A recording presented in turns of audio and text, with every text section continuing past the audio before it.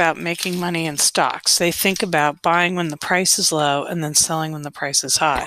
But there's another way to receive money in stocks, and that's getting a share of the profits. And these profits are called dividends. Some stocks pay dividends and some stocks don't. So if they're not paying a dividend, that probably means they're reinvesting part of the profits into new products, new services. Apple did that for a long time. And that can be a good strategy because that can help the business innovate and get good products. But at the same time, they don't need to keep all their profits. They should be sharing it with the part owners. And those part owners are the shareholders. So they should be paying them out if they have a lot of excess profits. So a dividend is basically a share of the profits paid to the shareholders.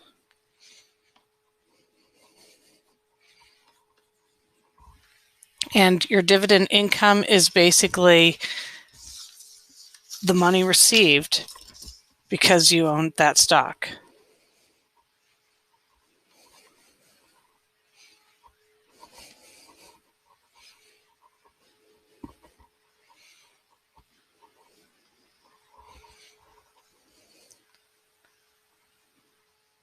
So I'm not going to write out every definition here, but I do want to say that there are income stocks and they pay dividends.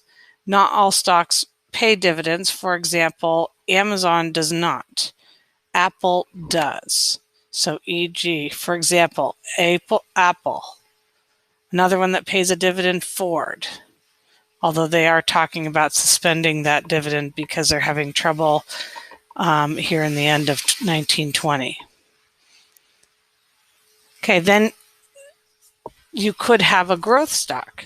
The difference in a growth stock is this is the kind of stock where the price is expected to really rise.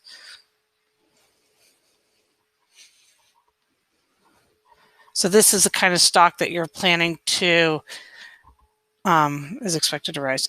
It's like the kind where you're buying low and selling high. And you can't really guarantee that it's going to rise, but you basically want to base that on past performance. For example, I would say that Amazon, AMZN, which is not an income paying stock, but it is a growth stock because you can see its price really goes up. For example, Amazon. I would say Apple is another example of a growth stock. So you can actually be in both categories, but I would say that Ford is definitely not a growth stock. The price of its shares tends to remain somewhat stable, so it's not increasing dramatically. Then you have preferred stock and common stock. Most of the time people are buying common stock, which basically is a kind of stock where you're planning to watch for the price to increase over time.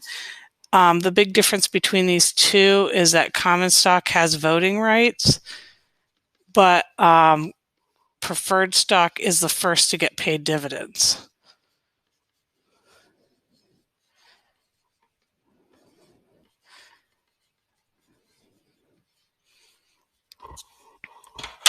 And then bonds are basically loans. They're organized debt instruments that are loans to a company, to a government, or some organization. The amount of the loan is its face, and when the loan is going to be due is when that bond matures.